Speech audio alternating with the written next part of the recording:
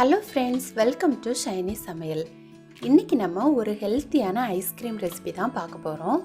கேழ்வரகு மாவு கருப்பட்டி யூஸ் பண்ணி இந்த ஐஸ்கிரீம் பண்ண போகிறோம். கருப்பட்டி பிடிக்கிறவங்களுக்கு இந்த ரெசிபி கட்டாயம் பிடிக்கும். இந்த ரெசிபியை நான் வீட்டில் சும்மா ட்ரை பண்ணி பார்த்தேன், ரொம்ப டேஸ்டியாக வந்துச்சு. அதுதான் உங்கள் கூட நான் ஷேர் பண்ணுறேன். இந்த ரெசிபியை நீங்களும் கட்டாயம் ட்ரை பண்ணி பாருங்கள். இந்த வீடியோவை நீங்கள் புதுசாக பார்க்குறீங்கன்னா நம்ம சேனலை மறக்காமல் சப்ஸ்கிரைப் பண்ணிக்கோங்க.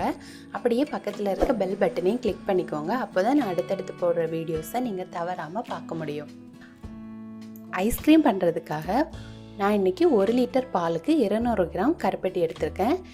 இப்போது இதில் கொஞ்சமாக தண்ணி சேர்த்து நம்ம கரைச்சி வச்சுக்கலாம். இதை பாகு காய்க்கலாம் தேவையில்லை, கொஞ்சம் திக்காக நம்ம கரைச்சி வச்சுக்கலாம். கரைச்சி எடுத்ததுக்கப்புறமா இதை நல்லா வடிகட்டி வச்சுக்கோங்க. கருப்பட்டியில் நிறைய சின்ன சின்ன தூசி மண்ணெல்லாம் இருக்கும், அதையெல்லாம் வடிகட்டி எடுத்துக்கோங்க. இப்போது இதை வடிகட்டி எடுத்ததுக்கப்புறமா நல்லா ஆற விட்டுடுங்க. அப்போ தான் நம்ம பாலில் சேர்க்கும்போது இது திரிஞ்சு போகாமல் இருக்கும். அடுத்து 1 லிட்டர் பாலுக்கு 2 டேபிள் ஸ்பூன் கேழ்வரகு மாவு எடுத்திருக்கேன். இப்போது இதை ஒரு கடாயில் சேர்த்து நம்ம வறுத்து எடுத்துக்கலாம். இதில் நல்ல மணம் வர்றது வரைக்கும் நல்லா வறுத்து எடுத்துக்கோங்க. வறுத்த அப்புறம் இதையுமே நல்லா ஆற விட்டுடுங்க. அடுத்து 1 லிட்டர் கொழுப்பு அதிகம் நிறைந்த பால் எடுத்திருக்கேன். இதில் 1 கப் பால் நான் தனியாக எடுத்து வச்சுருக்கேன். நம்ம மாவு கரைக்கிறதுக்கு தேவைப்படும், அதுக்காக 1 கப் தனியாக எடுத்து வச்சுக்கோங்க.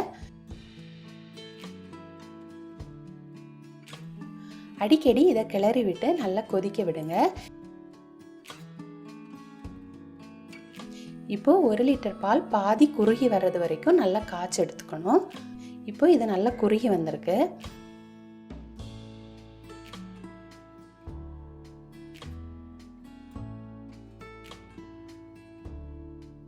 இப்போது கேழ்வரகு மாவு நல்லா ஆறி வந்திருக்கு. இதில் நம்ம இந்த பாலை சேர்த்து சின்ன சின்ன கட்டிகள் இல்லாத மாதிரி நல்லா கரைச்சி வச்சுக்கணும்.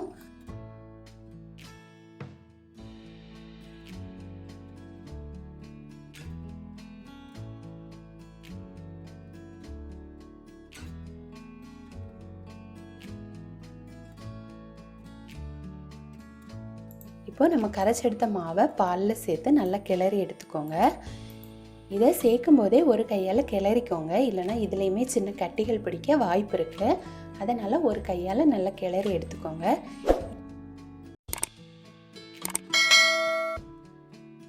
இதை நம்ம 5 நிமிஷம் கொதிக்க விடும்போது இந்த மாதிரி நல்லா திக்காகி வந்துடும்.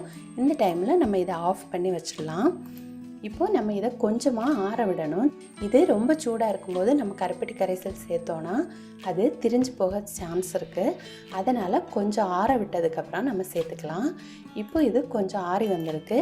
இதில் நம்ம எடுத்து வச்சுருக்க கருப்பட்டி கரைசலை சேர்த்து நல்லா மிக்ஸ் பண்ணி வச்சுக்கணும். மிக்ஸ் பண்ணி எடுத்ததுக்கப்புறமா இதை ஃபுல்லாக நல்லா ஆற விட்டுடணும்.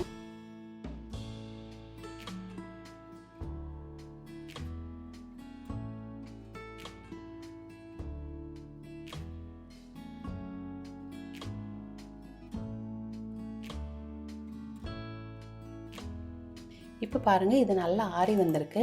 அடுத்து இதை ஒரு மிக்ஸி ஜாரில் சேர்த்து நம்ம பிளெண்ட் பண்ணி எடுத்துக்கணும்.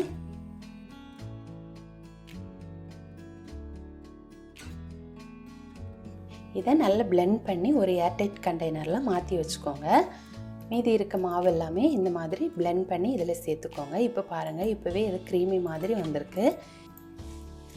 இதை இப்போ 8 மணி நேரம் முதல் 10 மணி நேரம் அப்படியே ஃப்ரீஸ் பண்ணி எடுத்துக்கோங்க.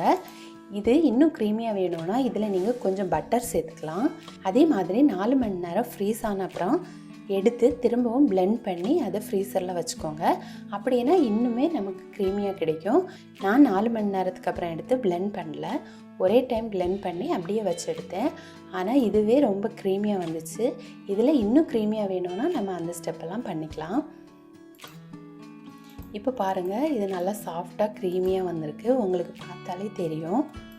நம்ம ஒரு குழிக்கரண்டி எடுத்து அதை தண்ணியில் டிப் பண்ணி எடுத்துக்கோங்க. அப்போ நமக்கு அந்த கரண்டியில் ஒட்டாமல் வரும். இப்போ இதை நம்ம சர்வ் பண்ணிக்கலாம். இதுக்கு மேலே உங்களுக்கு பிடிச்ச மாதிரி ஸ்ப்ரிங்கிள்ஸ் சேர்த்து பரிமாறலாம்.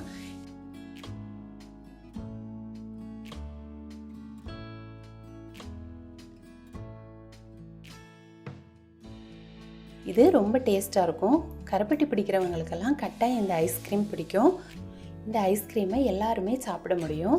நீங்களும் கட்டாயம் இதை வீட்டில் ட்ரை பண்ணி பாருங்கள். ட்ரை பண்ணி பார்த்துட்டு எப்படி வந்துச்சுன்னு உங்கள் கமெண்ட்ஸை சொல்லுங்கள். இந்த வீடியோ உங்களுக்கு பிடிச்சிருந்தனா ஷைனி சமையலை மறக்காமல் சப்ஸ்கிரைப் பண்ணிக்கோங்க. தேங்க்யூ.